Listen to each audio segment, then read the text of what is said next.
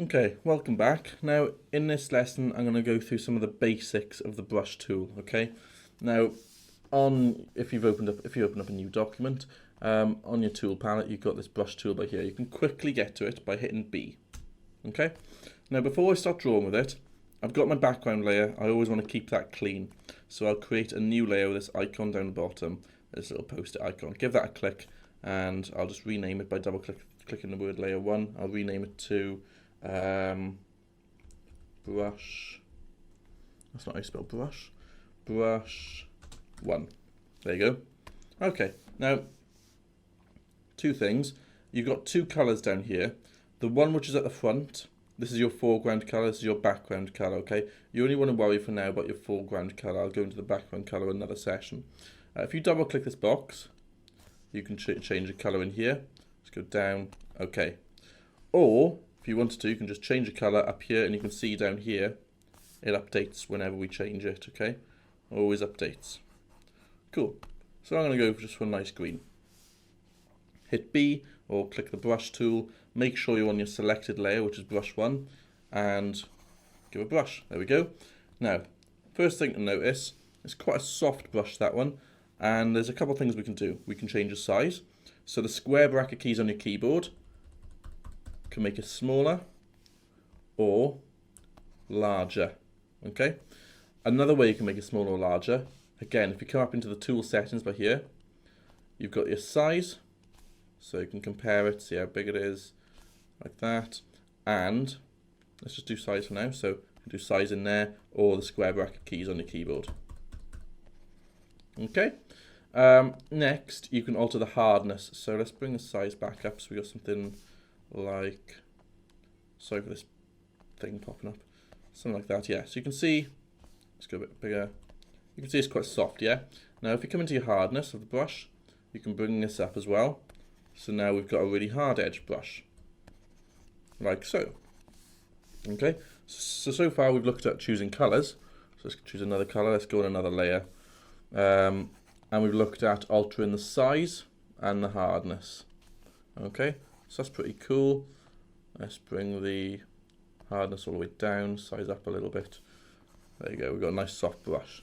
Okay, so we've looked at a couple different things there, size and hardness. Another thing we want to look at is opacity. So let's bring this down. This is basically transparency, so if we go like that and draw now, you can see it's basically the transparency of the brush. And if I draw over, you can see it gets stronger and stronger and stronger and stronger and stronger.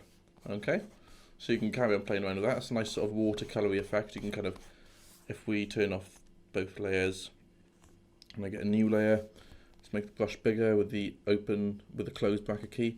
You can see you can kind of gradually, sorry my computer's lagging a little bit, you can gradually build on strength of colour, and it can give you quite a nice sort of watercolory effect.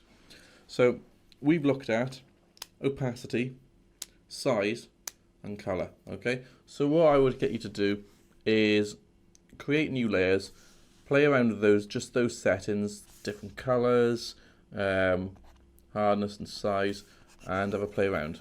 Okay, bring the opacity back up. There we go.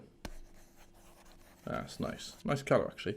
One thing before I do go, if you come into this drop down again, your layout may look a little bit different to mine. You may have basically a load of these icons all along here, or you may have these folders like I do. I just prefer the folders. If you go in here, you've got different kind of presets. You've got hard, round, pressure, size. So obviously with my graphics tablet, the harder I press with these ones, the kind of thicker it is. So if I'm pressing lightly here on my graphics tablet, if I press hard, it goes thicker. So if you have got a graphics tablet, use these ones there. Oh, they're really good. If I go dry media brushes, you've got some charcoaly stuff, so let's make this a little bit bigger. Got some charcoaly effects, they're pretty cool. Let's turn this off, make a new layer. You can see mine's lagging a bit, but yeah, they're pretty nice. So you've got some charcoal effects. Yours may just be small icons again like these, but I've got mine set out in folders. Wet media brushes, let's have a look at some of them. Kyle's paint box, what's that? How's that looking?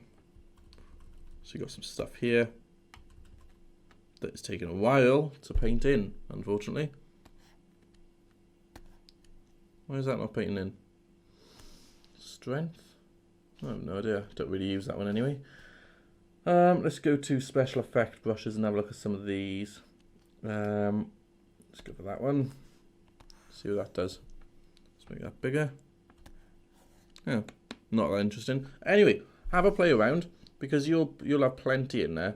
Plenty more than I currently do have loaded in.